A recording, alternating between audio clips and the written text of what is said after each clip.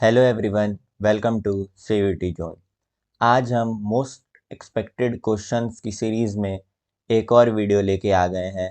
अगर आपने अभी तक इस सीरीज़ की पहले की वीडियोस नहीं देखी है तो आप जल्दी जाइए और उन वीडियोस को पहले देखिए और साथ में आप उनके नोट्स भी बना लीजिए।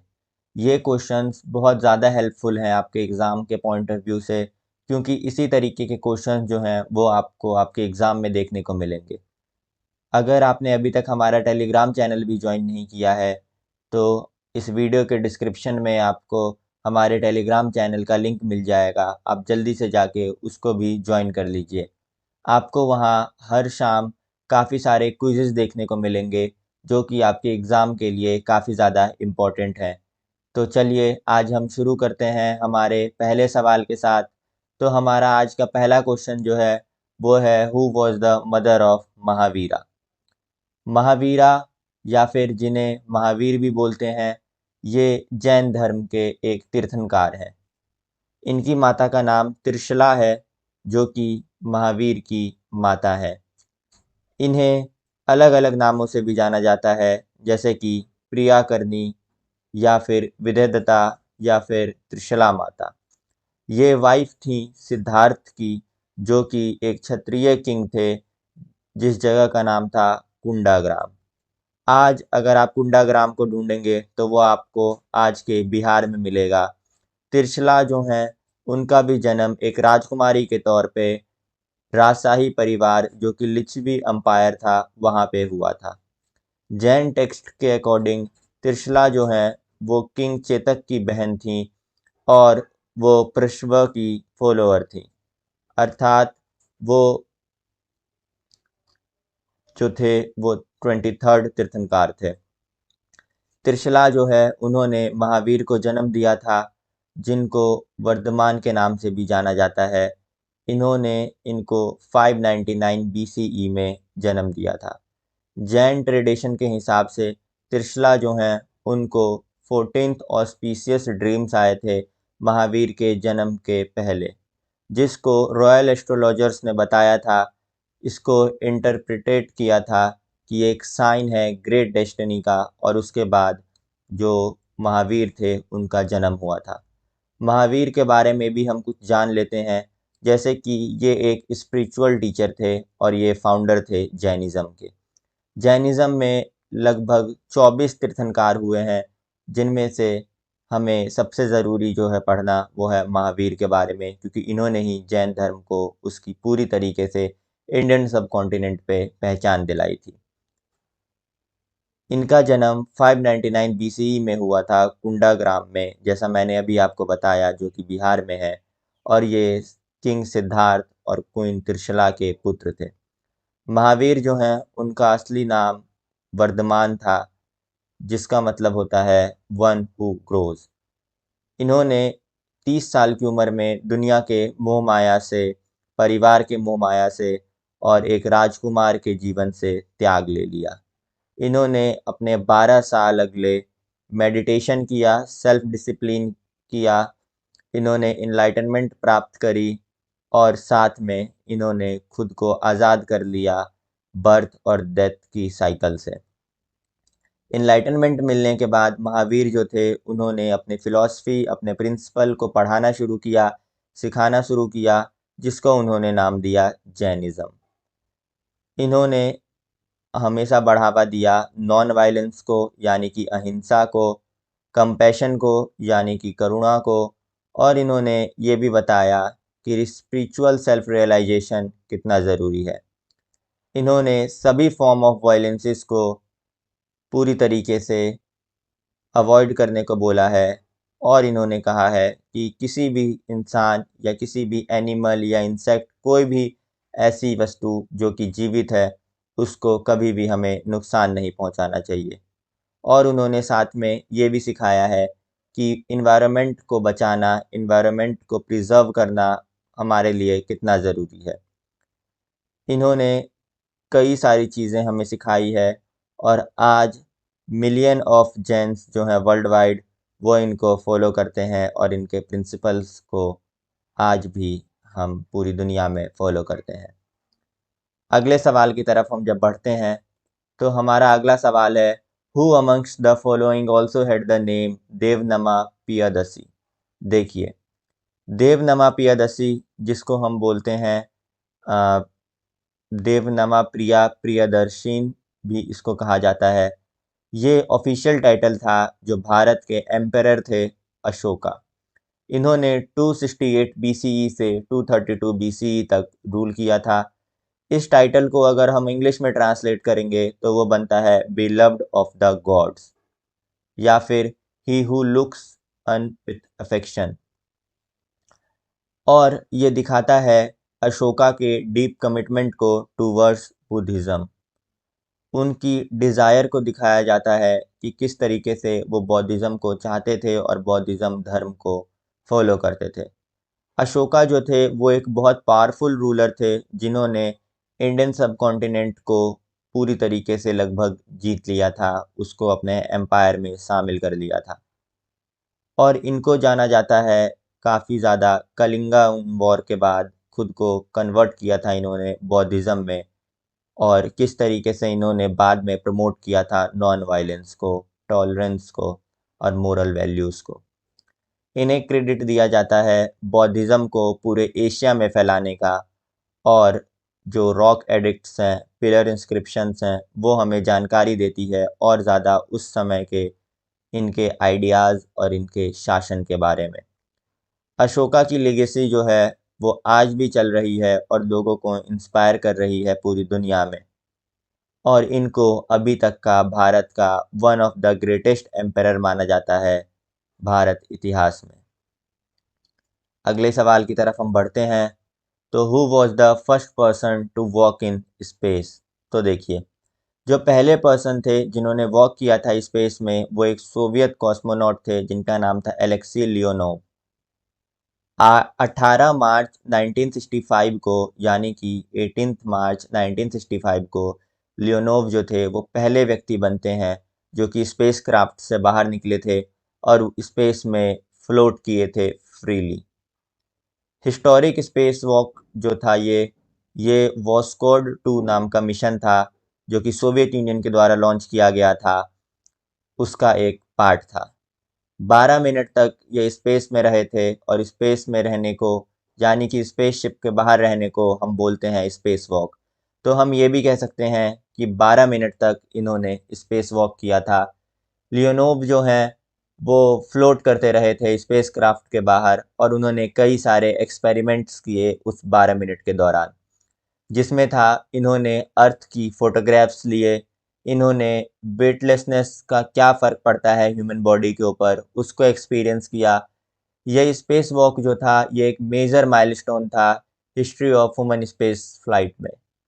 इसने हेल्प किया फ्यूचर स्पेस मिशंस को और एक्सप्लोरेशंस को कि जीरो ग्रेविटी में इंसान की बॉडी किस तरीके से काम करती है। लियोनोव जो हैं वो बाद में कमांड भी बनते हैं सोयूज़ 19 मिशन के, जो कि पहला जॉइंट स्पेस मिशन था सोवियत यूनियन और यूनाइटेड स्टेट्स के बीच में। इन्होंने सर्व किया था एज अ कॉस्मोनॉट जब तक इनकी रिटायरमेंट नहीं हो गई सोवियत स्पेस प्रोग्राम से 1991 में, और उसके बाद भी ये हमेशा एक रिस्पेक्टेड फिगर रहे स्पेस एक्सप्लोरेशन के इतिहास में, स्पेस एक्सप्लोरेशन के वर्ल्ड में। आज भी लियोनोव को बहुत ज़्यादा माना जाता है इनके कंट्रीब्यूशन के लिए जो इन्होंने स्पेस साइंस में दिया था। चलिए, अब हम देखते हैं आज का अगला सवाल। तो who is the father of white revolution. तो वाइट रेवोल्यूशन क्या है? रेवोल्यूशन जैसा हम जानते हैं कि इसका मतलब होता है क्रांति, जो कि समाज में बदलाव लाने के लिए होता है। और वाइट, तो वाइट क्या होता है? तो वाइट मतलब डेयरी प्रोडक्ट्स, वाइट मतलब दूध, क्योंकि दूध का रंग सफ़ेद होता है। तो अब हम इस सवाल के जवाब की ओर बढ़ते हैं। तो इस सवाल का जवाब जो है वो है डॉक्टर वर्गीसी कुर्रेन। ऑप्शन बी जो है इसका करेक्ट जवाब है। इनको father of the white revolution के नाम से भी जाना जाता है इंडिया में। ये एक सोशल एंटरप्रेन्योर थे, एक आर्किटेक्ट थे इंडिया की डेयरी डेवलपमेंट प्रोग्राम के, जिन्होंने इंडिया को एक मिल्क डिफिशेंट नेशन से एक वर्ल्ड्स लार्जेस्ट मिल्क प्रोड्यूसर में बदल दिया। इनके लीडरशिप में जो कोऑपरेटिव मूवमेंट होता है मिल्क को लेके, मिल्क प्रोडक्शन को लेके, वो शुरू होता है और इन्होंने अमूल ब्रांड जो है उसको क्रिएट किया। ये अमूल ब्रांड जो है ये आजकल हम सभी जानते हैं इस ब्रांड के बारे में। और इन्होंने डॉक्टर कुरिन्स ने एक पायनियरिंग वर्क किया डेयरी सेक्टर में, जिसने पॉवर्टी को दूर करने में मदद की, एम्पावर किया रूरल फार्मर्स को, बूस्ट किया इंडिया की इकोनॉमी को। इन्होंने किसानों से दूध खरीदा और शहरों में और अलग-अलग कस्बों में दूध को पहुंचाया जहां दूध की ज़रूरत थी। तो इस तरीके से जो फार्मर्स थे उनकी पॉवर्टी भी दूर हुई और इंडिया की इकोनॉमी में भी मदद मिली और इस तरीके से भारत के अंदर वाइट रेवोल्यूशन आया। इनको सम्मानित किया गया है बहुत से अवार्ड्स के साथ, जैसे कि Padma Vibhushan, world food price. ये मिला था इनको कंट्रीब्यूशन के लिए अपने एग्रीकल्चर और रूरल डेवलपमेंट में। मेरा सवाल है आपसे अगला कि किसको फादर ऑफ ग्रीन रेवोल्यूशन माना जाता है in world? Who is known as the father of green revolution in the world? जल्दी जाइए और कमेंट करके मुझे इसका जवाब बताइए कि किसको बोला जाता है father of green revolution in world. ध्यान दीजिएगा, इन वर्ल्ड। अगला क्वेश्चन है, the world's tallest statue of Mahatma Gandhi is in. तो देखिए, जो स्टैचू है महात्मा गांधी का सबसे बड़ा, वो गांधी मैदान में है। गांधी मैदान, अगर जो भी व्यूवर हैं बिहार के, वो ज़रूर जानते होंगे, गांधी मैदान पटना में है, जो कि ये एक पब्लिक मॉन्यूमेंट है भारत के राष्ट्रपिता का, महात्मा गांधी का। ये स्टैचू जो है ये दुनिया का सबसे बड़ा ब्रॉन्ज का स्टैचू है महात्मा गांधी का। इसका उद्घाटन 15 फरवरी 2013 को किया गया था चीफ मिनिस्टर बिहार के नीतीश कुमार के द्वारा। इसको गवर्नमेंट ऑफ बिहार ने 35 करोड़ की लागत में बनाया था। यह स्टैचू 72 फीट ऊंचा है, यानी कि 22 मीटर्स ऊंचा है, और इसका जो बेस है वो पूरा ब्रोंज का बना हुआ है। इसको राम सुतार ने बनाया था, राम सुतार फॉर्म ने बनाया था, जो कि एक स्कल्पचर है, और इन्होंने इसे गांधी मैदान में बनाया है Saint Xavier's High School Patna के सामने। ये दिखाता है महात्मा गांधी को खड़ा दो बच्चों के साथ, जो कि जिनकी हाइट 24 फीट है या फिर 7.3 मीटर्स है। यहाँ पे 4 लैंडमार्क इवेंट्स को दिखाया गया है गांधी जी की लाइफ में, जो कि है दांडी मार्च, जो कि 1930 में हुआ था, क्विट इंडिया मूवमेंट, जो कि 1942 में हुआ था, चंपारण सत्याग्रह, जो कि 1917 में हुआ था, और यहाँ पे चरखा को दिखाया गया है सिंबल के तौर पे गांधी जी के। यहाँ पे साथ में हम देखते हैं तो स्कल्पचर अनिल जो थे, जो कि Ram Sutar arts private limited नाम का फर्म चलाते हैं, उन्होंने कहा था कि गांधी को जो है वो स्माइल करते हुए दिखाया गया है इस स्कल्पचर के अंदर, जो कि ये मैसेज स्प्रेड करता है कि वर्ल्ड पीस को कितना इम्पोर्टेंस देना चाहिए, और साथ में वो मोटिवेट करता है लोगों को, जो कि ब्रिज है रिच और पुअर के बीच में, उसको कवर करने का, गरीब और अमीर के बीच के गैप को कम करने का। अगला क्वेश्चन है, जो ऑथर हैं बियोवुल्फ के, वो कौन है? तो देखिए, सबसे पहले हम देखते हैं बियोवुल्फ है क्या। बियोवुल्फ एक ओल्ड इंग्लिश एपिक पोयम है, जो कि अर्ली मेडिवल पीरियड के दौरान लिखी गई थी। ये पोयम जो है वो स्टोरी बताती है एक लेजेंडरी गेटिश वॉरियर के बारे में, जिसका नेम था बियोवुल्फ, जो कि ट्रैवल करके आता है डेनमार्क तक एक राजा की मदद करने के लिए, जिसका नाम होता है किंग हॉरथगर। ये डिफीट करते हैं एक मॉन्स्टर को जिसका नाम होता है ग्रैंडल, जो कि इनके किंगडम को बहुत नाश पहुंचा रहा था, बहुत नुकसान पहुंचा रहा था। बियोवुल्फ जो है वो सक्सीड होते हैं मारने में ग्रैंडल को और उनकी माता को, लेकिन बाद में उनके जीवन में एक दूसरा चैलेंज आ जाता है, जो कि होता है एक ड्रैगन। बियोवुल्फ जो होते हैं वो ड्रैगन को भी हरा देते हैं, लेकिन इस प्रोसेस में काफ़ी ज़्यादा चोटिल हो जाते हैं, काफ़ी ज़्यादा जख्मी हो जाते हैं। ये पोयम जो है ये मोस्ट इम्पॉर्टेंट वर्क है एंग्लो सैक्सन लिटरेचर का, और ये प्रोवाइड कराता है हमें एक ग्लिम्स सोशल और कल्चरल वैल्यूज़ का उस समय के। जो लैंग्वेज और स्टाइल है इस पोयम का वो बहुत ज़्यादा कॉम्प्लेक्स और चैलेंजिंग है, और जो इसका थीम है वो हीरोइज्म है, लॉयल्टी है, और faith faith continue to be relevant है, यानी कि आज भी इसका जो फेथ है वो पूरी तरीके से रिलेवेंट है हमारे जीवन में। मेरा सवाल है आपसे कि who is father of English literature? English literature के फादर के तौर पे किसको जाना जाता है? जल्दी जाइए और कमेंट कीजिए। जैसा कि आप सभी को पता है हम हर कमेंट का जवाब देते हैं, उसी तरीके से हम आपके इस कमेंट का भी जवाब देंगे। अब जल्दी जाइए और बताइए who is known as the father of English literature. खैर हम लौट के इस सवाल पे आते हैं। तो जो ऑथर हैं बेओवुल्फ के वो अनोन है, एनोमिनस है। आज तक हमें नहीं पता ये वर्क किसने लिखा था। एंग्लो सैक्सन पीरियड का सबसे इम्पोर्टेंट वर्क है ये, लेकिन अनफॉर्चुनेटली हमको अभी तक नहीं पता ये वर्क किसके द्वारा किया गया था, किसके द्वारा लिखा गया था। चलिए अब अगले सवाल की ओर बढ़ते हैं। अगला सवाल है हड़प्पा जो है वो कौन सी बैंक पे सिचुएटेड है, यानी कि कौन सी नदी के किनारे जो है वो सिचुएटेड है। तो जो एंशियंट सिटी है हड़प्पा, जो कि रावी नदी के किनारे सिचुएटेड है, ये 5 नदियों में से एक नदी है पंजाब रीजन की, नॉर्दर्न इंडिया में और पाकिस्तान में। ये शहर जो है पंजाब, ये प्रोविंस ऑफ पाकिस्तान में आता है, जो कि साहिवाल सिटी के 24 किलोमीटर के पास है वेस्ट दिशा में। हड़प्पा जो है वो एक मेजर सिटी था इंडस वैली सिविलाइजेशन का, जो कि फ्लरिश हुआ था अराउंड 2600 BCE टू 1900 BCE। इस शहर के रून्स जो हैं वो हमको पहली बार मिले थे, पहली बार डिस्कवर किए थे 1920s में आर्कियोलॉजिस्ट्स के द्वारा, और इस साइट को जो है अब यूनेस्को वर्ल्ड हेरिटेज साइट का दर्जा दे दिया गया है। तो इसका करेक्ट आंसर जो होगा वो होगा रावी रिवर। मेरा सवाल है आपसे, जल्दी जाइए और जाके कमेंट कीजिए कि मोहनजोदड़ो जो है वो कहाँ पे है, या फिर मोहनजोदारो जो है वो कहाँ पे है। जल्दी जाइए और कमेंट करके बताइए। अगले सवाल की ओर बढ़ते हैं। तो वर्ल्ड ओशियन डे कब मनाया जाता है? तो इस सवाल का जवाब आपको देना है। इतने समय से आप प्रैक्टिस कर रहे हैं, आप हमारी वीडियोस देख रहे हैं, आप पढ़ाई कर रहे हैं और एग्ज़ाम भी काफ़ी नज़दीक है, तो आपको पता होना चाहिए वर्ल्ड ओशियन डे कब मनाया जाता है। क्यों मनाया जाता है ये मैं आपको बता देता हूँ।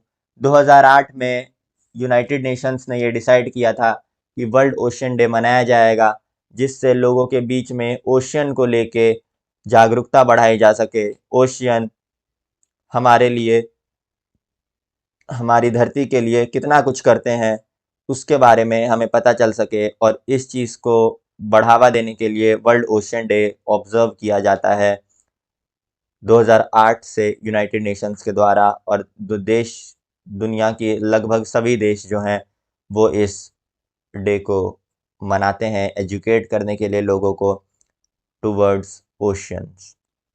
तो जल्दी जाइए और कमेंट करके बताइए कि इसका करेक्ट आंसर क्या होगा। अगला है विच of the following state became India's top vegetable producer?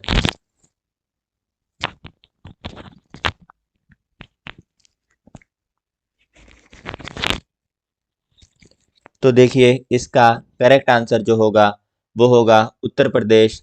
साल 2022 में उत्तर प्रदेश ने 14.8% जो वेजिटेबल है उसको प्रोड्यूस किया था, फॉलोड बाय वेस्ट बंगाल जिसने 14.12% किया था।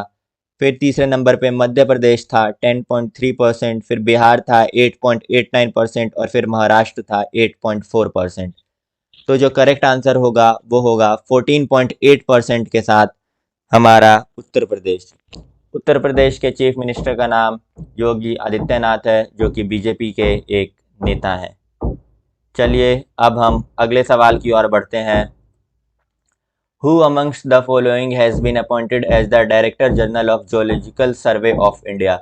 जियोलॉजिकल सर्वे ऑफ इंडिया के डायरेक्टर जनरल, या फिर जिन्हें डीजी भी बोला जाता है, वो कौन है? तो डॉक्टर एस राजू, जो कि डायरेक्टर जनरल हैं माफ़ कीजिएगा, जियोलॉजिकल सर्वे ऑफ इंडिया के, जो कि कोलकाता में सिचुएटेड है।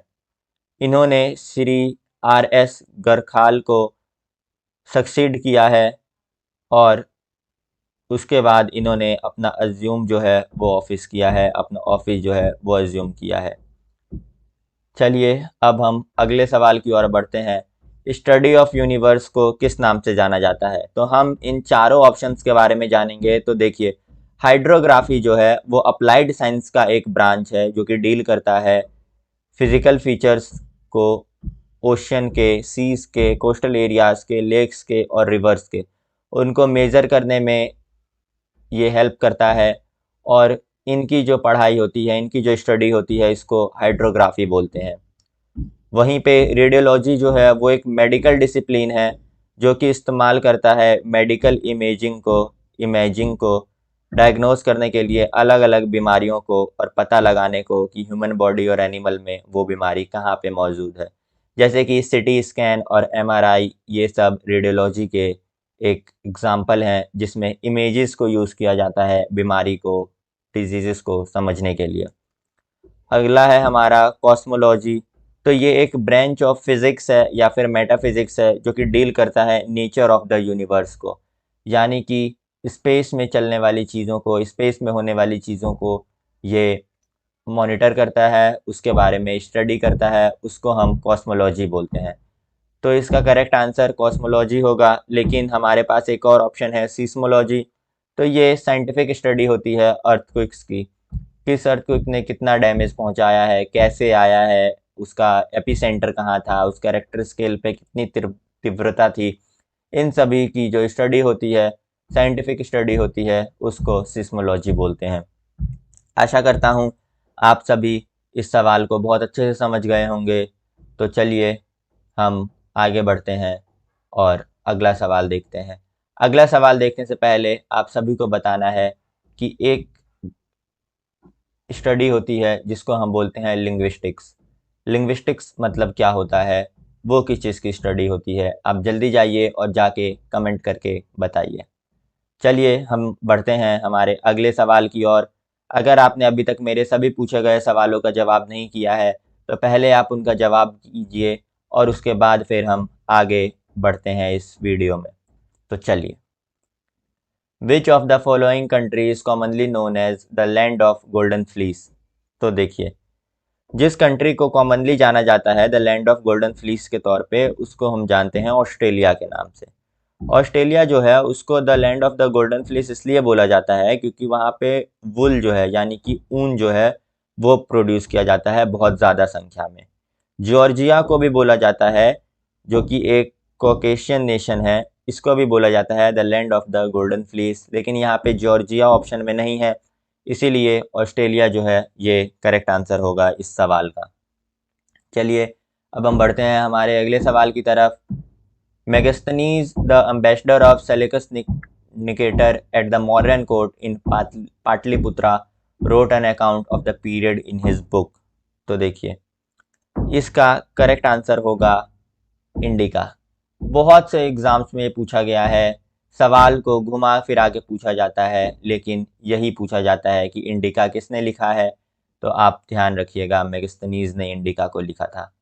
आपको इस सवाल से एक और सवाल है, आपको बताना है पाटलिपुत्रा आज किस नाम से जाना जाता है और कहाँ पे है। मेरा सवाल है, पाटलिपुत्र जो है या पाटलिपुत्रा जो है वो आज किस नाम से जाना जाता है और कहाँ पे है? चलिए जल्दी से कमेंट कीजिए और हम बढ़ते हैं तब तक हमारे अगले सवाल की ओर।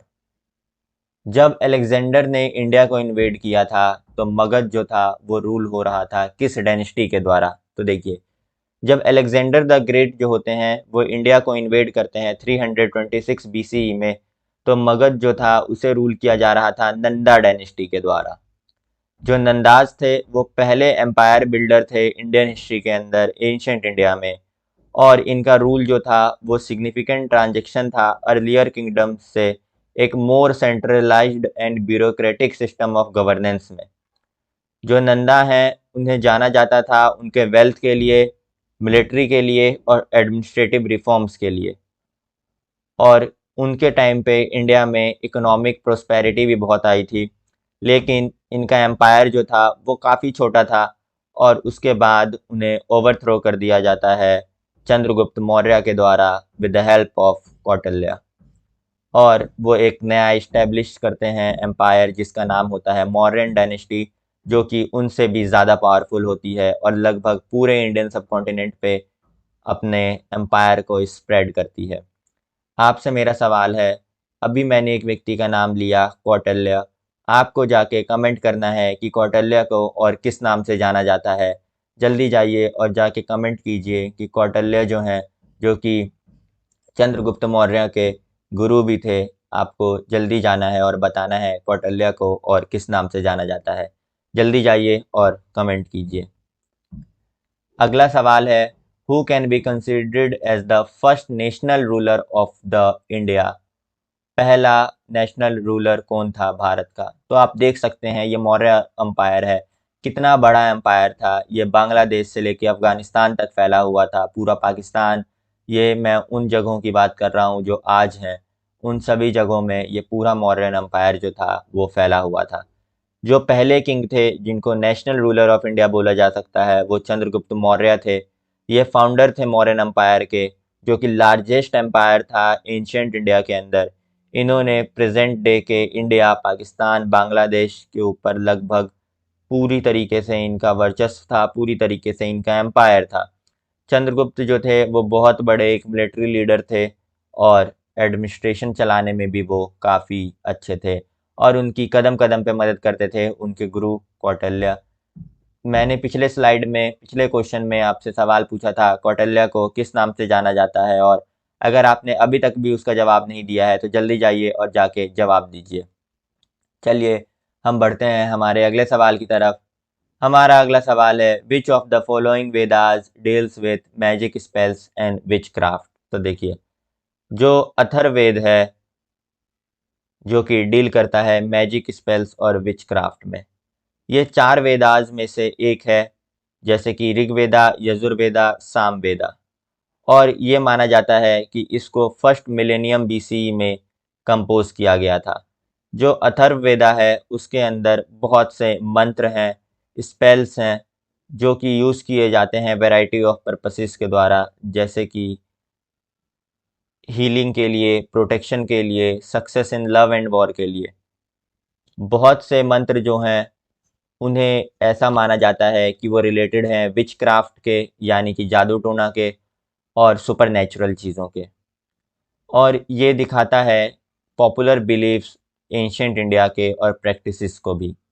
जो अथर्ववेदा है वो हमें एक इंसाइट देता है, एक इम्पॉर्टेंट इंसाइट देता है सोशल, रिलीजियस और कल्चरल प्रैक्टिस के हमारे एंशियंट इंडिया के अंदर। तो इसका करेक्ट आंसर जो होगा वो होगा अथर्ववेद। आपको जाके कमेंट करना है और बताना है ऋग्वेद में किस चीज़ की बात की गई है। जल्दी जाइए और जाके कमेंट करके बताइए कि ऋग्वेद में किस चीज़ की बात की गई है। चलिए अब हम बढ़ते हैं हमारे अगले सवाल की तरफ। The Jallianwala Bagh massacre in Amritsar took place on. तो देखिए, इस सवाल का जवाब आपको देना है। हमारे इतिहास के बारे में आपको इतना तो पता होना चाहिए कि जलियांवाला बाग मैसेकर कब हुआ था। आप जल्दी जाइए और कमेंट कीजिए। मैं आपको पूरा जलियांवाला बाग मैसेकर जो है उसको एक्सप्लेन करता हूँ। तब तक आप जाके कमेंट कीजिए और इसका जवाब लिखिए चैट पे। जलियांवाला बाग मैसेकर जो है, जिसको अमृतसर मैसेकर के नाम से भी जाना जाता है, ये हुआ था कब, ये आपको जाके बताना है, मैं नहीं बताऊंगा। लेकिन ये साल 1919 में हुआ था। जलियांवाला बाग एक बगीचा था अमृतसर के अंदर, जो कि पंजाब में है, भारत में। ये एक ट्रेजिक इंसिडेंट था जिसके अंदर ब्रिटिश इंडियन आर्मी के सिपाही जो थे, जो सोल्जर्स थे, जिनको कमांड कर रहे थे ब्रिगेडियर जनरल डायर, उन्होंने ओपन फायर कर दिया था एक भीड़ के ऊपर, एक क्राउड के ऊपर, अनआर्म्ड इंडियन प्रोटेस्टर्स के ऊपर, जो कि इकट्ठा हुए थे इंडिपेंडेंस की डिमांड करने के लिए और अपना कोई फेस्टिवल सेलिब्रेट करने के लिए। और ये भी बोला जाता है कि दो इंडियन नेशनलिस्ट लीडर्स को हिरासत में ले लिया गया था, उनके खिलाफ प्रोटेस्ट करने के लिए वो लोग इकट्ठा हुए थे। बहुत कंट्रोवर्शियल है, बहुत डिबेटेबल है ये कि वो किस कारण से आए थे, लेकिन यही 3-4 कारण हैं जिनको माना जाता है कि ये इस वजह से ही आए थे। जो प्रोटेस्टर्स थे वो गैदर हुए थे यहाँ पे, जो कि इनक्लोज्ड गार्डन था एक, जलियांवाला बाग, जहाँ पे एक नैरो रास्ता था एंट्री के लिए और एग्ज़िट के लिए, जो कि मुश्किल बनाता था लोगों को वहाँ से एस्केप करने के लिए। अगर इमरजेंसी पड़े तो वहाँ से निकलना काफ़ी ज़्यादा मुश्किल था। जो सिपाही थे उनके पास राइफ़ल्स थी, मशीन गन्स थी और दूसरे हथियार भी थे। उन्होंने फायर करना शुरू कर दिया भीड़ के ऊपर और उन्होंने मारना शुरू कर दिया हंड्रेड्स ऑफ लोगों को, जिसमें बच्चे और महिलाएं भी थी। जो एग्जैक्ट नंबर है कैजुअलिटीज़ का वो अभी तक अनक्लियर है, लेकिन एस्टिमेट लगाया जाता है कि लगभग 379 लोग जो थे वो इसमें मरे थे और लगभग 1200 लोग जो थे वो इंजर्ड थे। जो ये ब्रूटैलिटी थी मैसेकर की, इसने पूरी दुनिया को शॉक में डाल दिया था और इस वजह से एक आउटरेज फैल गया था और इनके इस मूवमेंट को कंडेम किया गया था, ना कि सिर्फ इंडिया में बल्कि अब्रॉड में भी। जलियांवाला बाग मैसेकर जो है इसे कंसिडर किया जाता है डार्केस्ट मूवमेंट के तौर पे ब्रिटिश कॉलोनियल हिस्ट्री में, और इस वजह से जो भारत की आज़ादी की लड़ाई थी उसमें और हिम्मत आ गई और वो और बढ़ने लगा। जो इंसिडेंट है उसने फ्यूल के तौर पे काम किया था इंडियन इंडिपेंडेंस मूवमेंट में, जिसने इंस्पायर किया है इंडियन लीडर्स को इंटेंसिफाई करने के लिए उनके एफर्ट्स को, ताकि ब्रिटिश रूल से फ्रीडम ली जा सके। तो ये एक काला दिन था जिसमें हमारे कई सौ लोग जो थे उन्होंने, निर्दोषों ने अपनी जान गंवा दी, जिनके पास कोई हथियार तक नहीं थे। उनको एक बगीचे में जो कि चारों तरफ से बंद था, सिर्फ एक पतला सा रास्ता था आने जाने का, वहाँ से उनको मारा गया। और आज भी आप जाके देख सकते हैं वहाँ पे उसको संजो के रखा गया है, प्रिजर्व करके रखा गया उस जगह को।